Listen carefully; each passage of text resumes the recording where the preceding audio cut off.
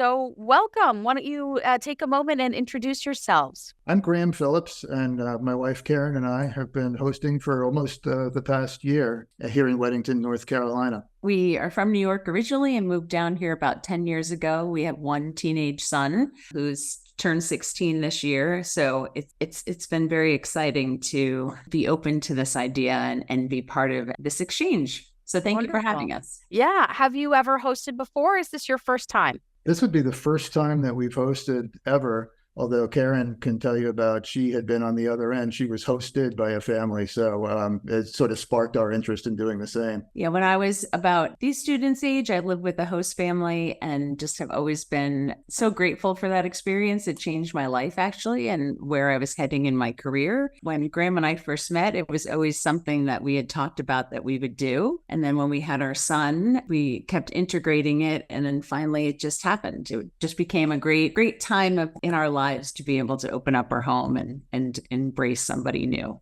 That's wonderful. It's so cool to see the next step in that sort of journey come about. You made the decision to host with AYA, and we're so grateful to be working with you and your family. What were your first thoughts or impressions when you matched with your student and when you met him for the first time? Well, our first impressions were great. It was such an exciting time. We had prepared ourselves well. We knew a lot through the matching process. We knew that there was a solid match. We'd already spoken to the student over a Zoom call. We spoke with our student, and our son Chase had already played video games with him online, and they had established a rapport already.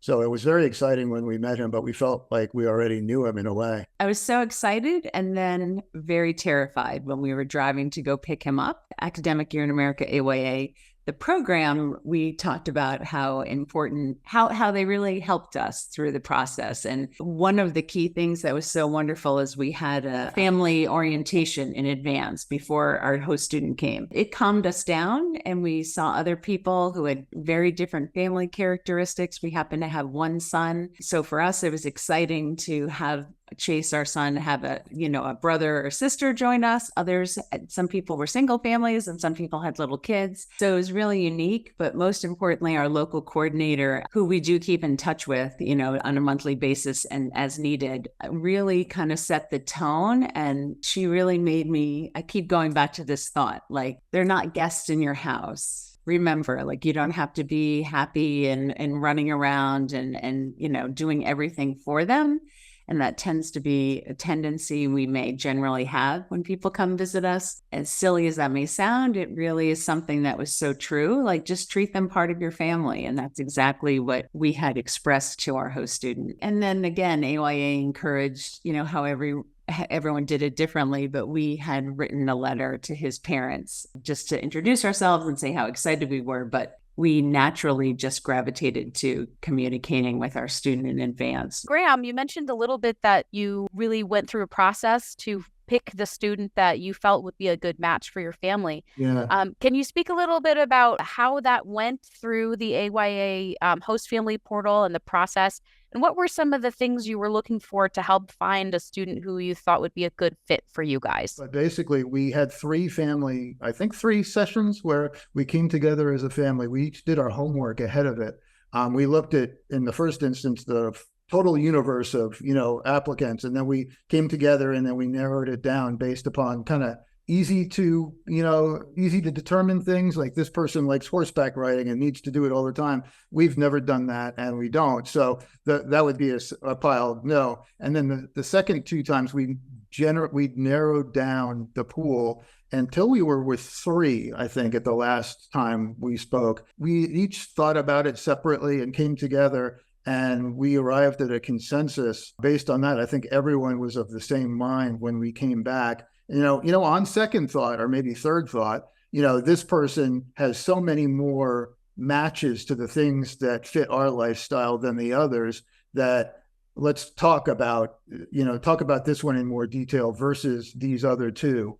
And I think we came down to it in that way. There was definitely a process that helped us, facilitated by AYA. We started off, making sure it wasn't just what I wanted or Graham wanted, or, we really got Chase, our sons, we wanted his opinion. We're like, you're the one who's going to be going to school and have more of the introductions and so forth. And we naturally may up front. So that was a huge thing for us, just to make sure the three of us were on the same page since we're a smaller size family. We kind of all sat down at different times thinking about what would be important to us, whether it be, hey, I really want someone who has maybe been on vacation before or has done something where they have older family members, because Graham and I have older parents, and someone who is commonly, are they going to clean up after themselves?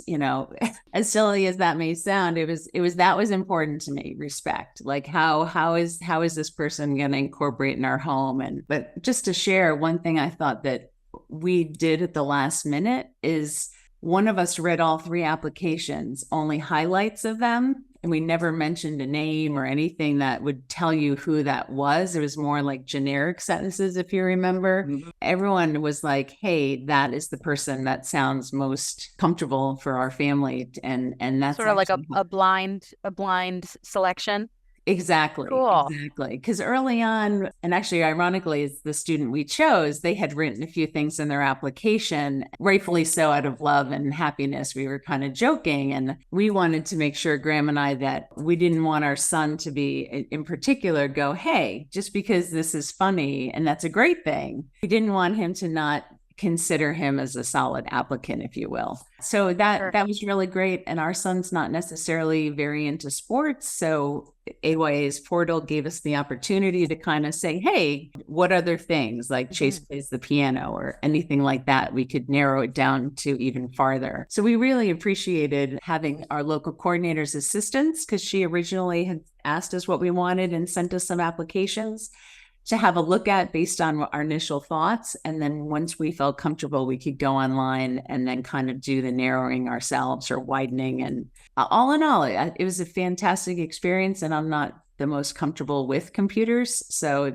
I have to give a lot of compliments to whoever designed their portal. It was very user-friendly. I'm so glad to hear you say that. We are constantly working to improve that portal and make it as the best resource possible for folks. So I'm glad it really factored into your ability to find the student who was a good fit for you. One thing we often hear from families is that not just selecting a student, but the process of hosting provides a lens for them to reflect on their own family, community, our country in a different way. Has there been anything from this experience that you've gained in terms of, looking at your own family or your community through the eyes of having an exchange student? The answer is definitely yes. Just the tiniest day-to-day things that it comes up seems to be the most that I remember. And whether it's just the sharing of stories or our cultural traditions. Yeah, just being able to see things we see every day through someone else's eyes. I mean, I don't know how many times a week we hear,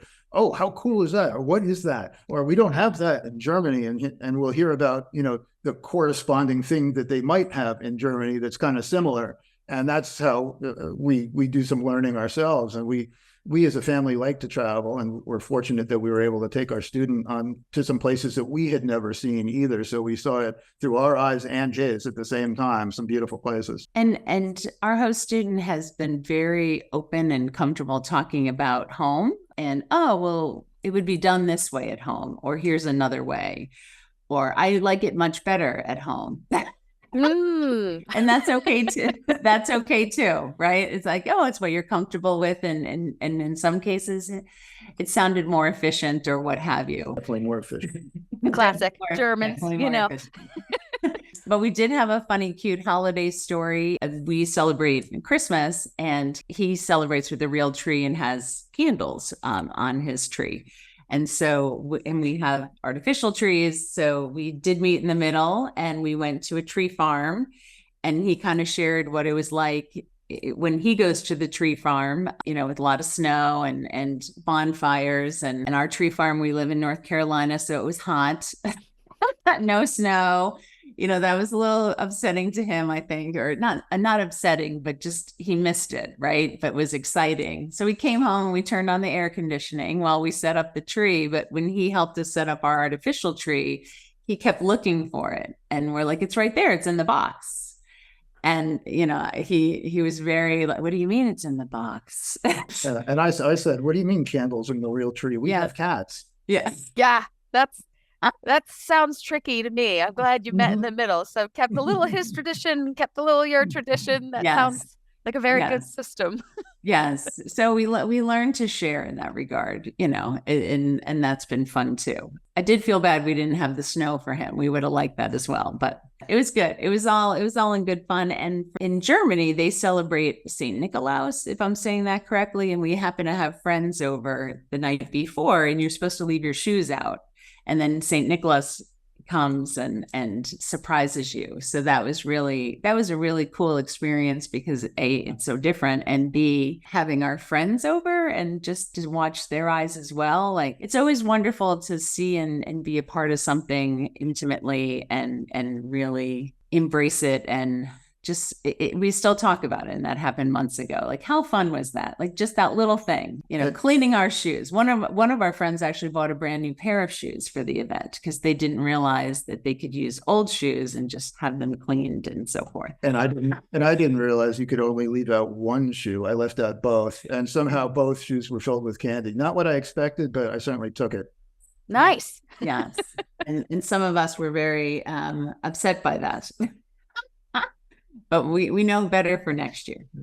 There you go. That's good. Was there anything you did in the arrival period of when he first got to your home that you felt set you up for a successful experience? Well, we did a few things up front to pave the way for him to join us. I mean, we actually bought a new couch and a new bed, but I'm not sure how typical that would be. We reviewed a whole bunch of things that as a family. Karen's notorious or famous for a 5-page document that we prepared so that everyone would have, be aware of the certain baseline expectations going into it. So we certainly reviewed that. We reviewed it with our student once he arrived, just to make sure that none of that had gone missing in one's mind. But that helped. That helped a lot. I mean, we were well prepared, I think, because we had some knowledge and familiarity. We had worked, over the months prior to get to that stage. I would imagine some people who have busier lives than us, God, it would be tough to do it all at once in one weekend.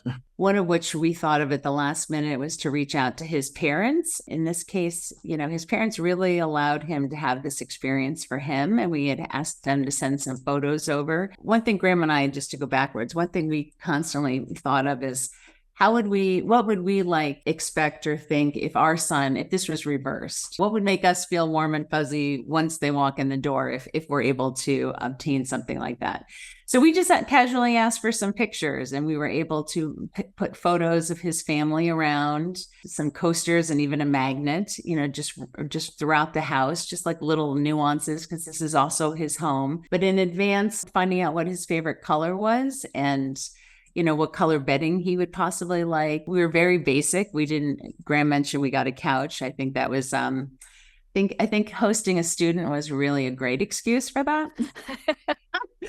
Obviously, you don't need a new couch. It just worked out perfectly for, I think, myself and my son to obtain that couch in advance. Just explaining to the host student, this is your home. Here you go. Please, look through the cabinets, whatever you need, whatever's not here, and just really trying to have him immediately feel like, hey, it's okay to put your feet up on the couch. I did send a long document that our host student laughs at. He didn't read it all. His mom did, but it was kind of to explain some of the nuances in our house. Because, some of us like things certain ways, and, it's kind of maybe just helping with controlling the nervousness of having someone else in the house, and, operations are going to change, rightfully so. So I did that, kind of calm my own nerves, and for him to understand that it really is important to me to hang up your coat when you get home or something like that. So we chuckle about it. We have a good laugh about it. He was open finally a couple of months later, and he's like, we all laughed about your document. And I said, that's okay.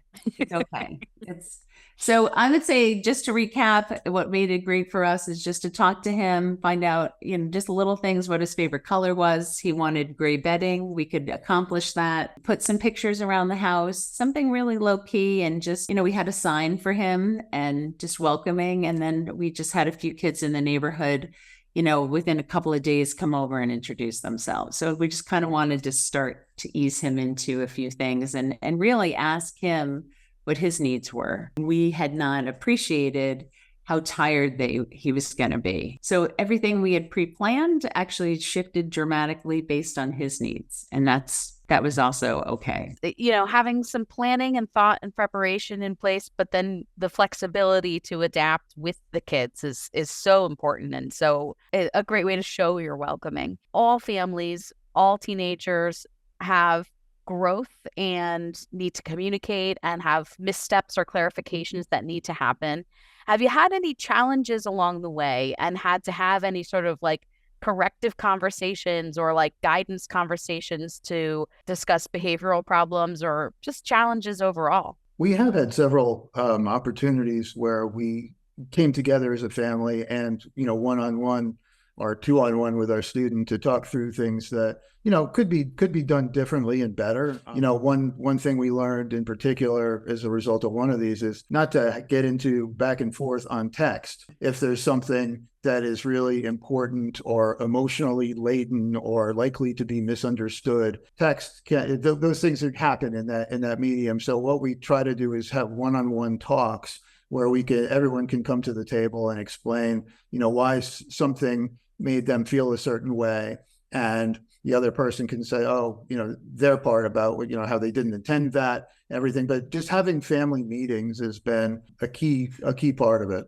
It's hard for us sometimes to express what we're thinking or feeling or why that upset us or why didn't they think of this, because our host student's personality is different than our son's personality, even though they have many similar interests. So that, being parents of one child and now having two, is what may work for Chase may not work for our host student. We try to get to the facts, nip it in the bud right off the bat. We try to say, hey, we noticed that this seems to be bothering you, or can you tell us more about that? Or what are we not doing for you that, whether it's emotionally or being able to express, maybe in this case, he needed more attention or needed us to do something and wasn't able to verbalize it. And the same can be true for us as adults. And we do have to constantly remind each other that as much as the teenagers feel they're adults and are, in some ways adults, it's not always the case. So we have to kind of, okay, we take deep breaths, Graham and I, we bounce things off of each other. We bounce things off of our local coordinator when need be. So that's been extremely helpful. What we found to be the best is just to say, hey, I think we just need to regroup.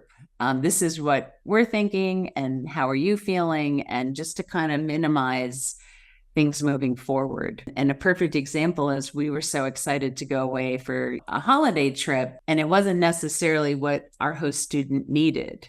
And we were thinking, this will be great. We'll show all different parts of this or that, in a car ride. And it took some time to realize, like, okay, even though we think he will so want to do this and appreciate it, it's okay that he didn't. And we could kind of curtail based on what he was looking to do. So just giving your host student a voice, it has been really helpful to us. Yeah, and I think those gatherings have always been good learning opportunities for everybody. I think, our student has learned a lot about himself, a lot about, dynamics, interpersonal dynamics of a family, along with what he's learning about our country. And I know we've learned an awful lot about how we relate to one another and the whole family unit and other people in general, I think. That's really fantastic. We stress so much having open communication, which means inherently the both directions of it, but it's a lot easier in theory than it is in practice. So being able to give your student a voice while also clearly communicating with him what you need from him,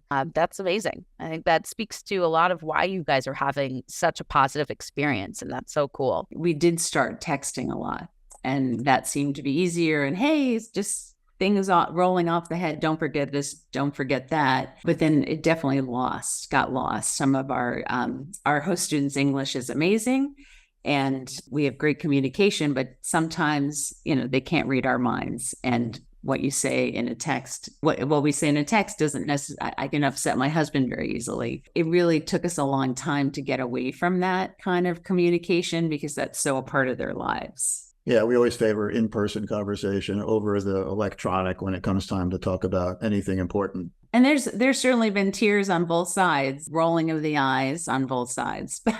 Well, there's an emoji for that thing. Yeah. There you go. Yeah.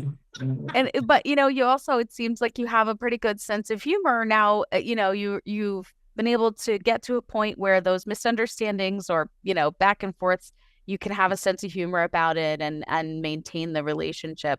Have you had any other particular funny instances of either miscommunications or cultural differences that have really stood out to you? Every once in a while, our student will ask, what does this word mean? And I'm happy to supply answers. Except in cases where it would cause me mild to severe embarrassment. Then I've had to sort of withdraw and defer to Karen, who is sometimes a little less embarrassed by the meaning of some of those words. Those are the ones that really that come to my mind.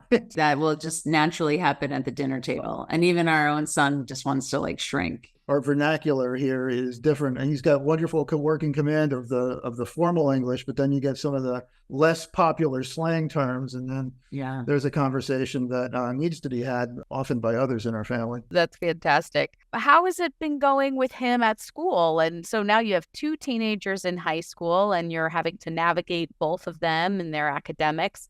How has that experience been? Our school's a little different than his at home, which he expected. For him, just even seeing we have lockers and he takes the bus. So that was always very exciting. Just having the ability to have so many unique opportunities to either do intramural sports or after school sports. It did take our host student a little bit of time. He had a lot of opportunities, even though outwardly he's so chatty and so forth. It really took us a long time to realize inwardly he was still really shy and, intimidated and so forth. But we were able to kind of help navigate, and he ended up joining a club sport at school. He just felt immediately part of this small team. He wasn't necessarily, this star player, and that's okay. I mean, he's grown so much into himself, and we've seen a lot of confidence with that. And it also allowed him, Graham has said several times, there's more to the United States or our area than our home. It's good for anyone to see or get to know other people. And so we were really grateful that our area and people around us had so many opportunities to provide and suggest to him. And it did take a while for him to kind of find his niche and what he would like to do. He is in a different year than our son, so they didn't have classes together. And there's always that, who am I going to sit with at lunch? Especially at that age, we personally remember no one wants to look or act different. And even though our host student has this excellent command of English, he's from a different country. So there was a lot going on with that. And so we had to realize early on to be a little bit more sensitive that it may take a little bit longer for him to get incorporated into school. But it was really neat watching him on the first day of school go to the bus, stereotypically very on time. And we are so not on time. So it's been fun for him to look at the bus app and be like, the bus should be here. It should be here, and everything's not always the way it should be. But that was really cool to watch. Yeah, I think academically, the transition, at least for our student, was really smooth.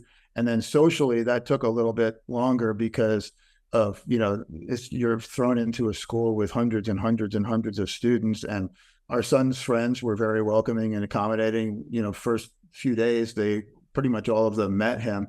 And then he was able to find his own little niche within the school sports. So I think that took a little time to unfold, but it wasn't anything that we needed to worry about too much on either front, academically or socially. It just sort of happened with some encouragement from us on getting involved outside of the immediate household. It wasn't until he was here that we kind of understood and connected that they don't have after school sports at their schools. It's not common in Germany, at least in his area. For the school, yeah. So he, it was used to coming home for lunch, a big meal at 1:30. We are not used to that. And obviously he's now going to be at school for that. So we were kind of talking and figuring out. And personally, I was very relieved that he was happy to eat the cafeteria food. But we were willing and able to make big meals for him for lunch. But that was an interesting thing for us, and also kind of a realization that he wasn't used to having sports incorporated at a school. He would have to join something in his town and ride his bike there and so forth. So that was also a very interesting cultural awareness for us, because we fell into that. We just assumed, oh, of course we knew he didn't have a bus system, but we just kind of assumed, oh, he takes sports. So he's been collecting school sweatshirts and t-shirts so happily. And I love that. Yeah. Good for him. That's really cool. Yeah, it's a really big deal. And we had not appreciated how big a deal it was. So that's so fun for him and for you guys. But it always makes me happy to hear about the students who embrace the newness and the differentness of coming on program and find, a souvenir in an everyday thing. For us, it's a souvenir for them. And that's so cool. He's got the swag. Yeah. He's got a lot of swag. And now we were able to find someone to donate an extra suitcase, because he only came with one suitcase, and he's going to need more. he's decided that there's, things he's collected along the way that he would like to bring home, which warms our heart. Not necessarily stuff we gave him, but friends or family that, hey, I saw this t-shirt, or, whether it was used or new. And that was really the coolest. That's really a neat experience for us as well. That's so cool. Do you have any plans or hopes for your relationship after the end of the school year? I anticipate we're going to keep in touch with him quite a bit. We've had a lot of conversations over some long drives that we've done, in particular about, what his career path might be, or what courses in the future would, enable him to get to where he might want to go. So we've talked about what might, set him up academically for that. And we know it's subject to change, but just being able to facilitate those kind of conversations to keep growth moving, it's easy. I guess it would be easy to sort of stagnate, and just say, I'm immersing myself in America this year, but still, when we go back home, there's going to be the courses to take next year. And, lo and behold, they have a 13th grade there. Who knew? But yes, they do. And so just what's good to set him up to get him where he wants to be. And I sure hope that we're going to be able to, be there in person to see it. And if not, we'll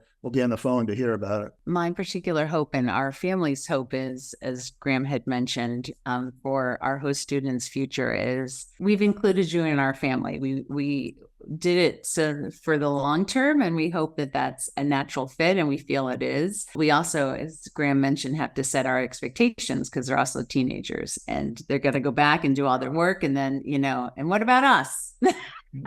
So we do have to realize that as well. But one big thing and one hope for him, for any host student, is to just take time at some point and focus on the constant thing that I've heard from friends and family is, wow, I can't imagine sending my student or daughter away for a year. And even some people questioning, like, what's wrong with these families parents who are sending their kids away for a year? Because culturally overseas, it's very common, and not necessarily in our area is it common. And I really hope that he takes time to just reflect on, wow, that's a lot. He's really done and grown up so much in the few months he's been with us, even though it's been a year, it's flown by. So just like anything, just hopefully he will find pride and be able to look at himself differently and take that back with him and share his experiences, the good and the bad. Everything has the good and the bad and areas to improve. And we hope to remain a part of it. That's exactly why we got involved. And it's exciting. It's exciting to see where he'll end up, and if anything we've done or what he's experienced being here has helped him decide where help him navigate his future. That would be really a fantastic thing to hear and learn about in the future. That's wonderful. That's really great. Is there anything now You are professional host family. You've been doing it now for a whole year. Now that you've got a year under your belts and done this for yourselves, is there any advice that you would give to a family that's either interested or is planning to host for this fall? Some advice we would give to future host families, because it's scary. We as much as it was so exciting, the idea was also really scary. We felt very happy and pleased with AYA and why we chose them, but just the commitment and passion and the communication, we found that to be very important, and it made us feel safe to say, okay, our advice for future host families is just to kind of know what you're looking for out of it. For our comfort level is just to kind of pre-plan and also make the student a part of our family early on. Even with our outside friends and family, we had been given an idea by our local coordinator that worked out great. We just happened to text our neighborhood or people in our neighborhood saying, hey, this is going to be our host student. We happen to have dogs. You might see him out. Nothing for you to do, but we just wanted to share because we didn't want anyone else to be responsible for entertaining. We wanted it to be natural. And it really worked out because I remember the first time he walked the dogs, he's like, oh, people came out and introduced themselves and people here are so friendly. So just little things. Don't be afraid that the little things aren't enough, because that's one thing we kept thinking, and maybe more me, that bigger is better. Like, oh, we'll take him on this trip. And that's not necessarily what the host student wants and expects. We were also worried that because we both work full time, are we going to be able to give enough attention to our own son, which tends to be hard at times. And here we'll have a whole another son. It's definitely exhausting, but it's so beautifully. It really has changed our lives in a beautiful way. Don't let your fears or anything you're scared of stop you from trying. I guess I would boil it down to, for people thinking of hosting a student, is, do your upfront work so that you can be honest with yourself about what your family, what you really are, and what you are capable of giving. If you stretch beyond that, just if it's going to be tough. I think that having a real knowledge of what your family stands for, what they typically do, and what you want, and taking the time to really match it with what you see that mirrors that in the applications is going to be really helpful. I think it's the rare person who sees an application and says, that's definitely the person done. I would make sure that you go through that process. And then, once along the way, I would be sure to not shy away from, the personal conversations, the family conversations, especially the hard ones, because those are the ones that you learn the most from, I think. And that's been something that we didn't know we would have them, but it's kind of inevitable that we would, and we didn't, shy away from it. And we all grew from those experiences. We've all grown from it. And as a family. Yes, and we have another son, and our son has a brother. Just to see them rolling on the ground and are making fun of each other, and throwing the snowballs, and throwing. We traveled. There was snow, and they were having a snowball fight. And you had asked previously, what are some memories of cultural differences and so forth? But this kind of ties in for new host families as well. Sure. In our case, we happen to all agree on the student, and we're like, oh, everything on there is going to completely match. And I think we had mentioned earlier, that's not always the case, or your assumptions could lead you to believe it's going to be more perfect than it is.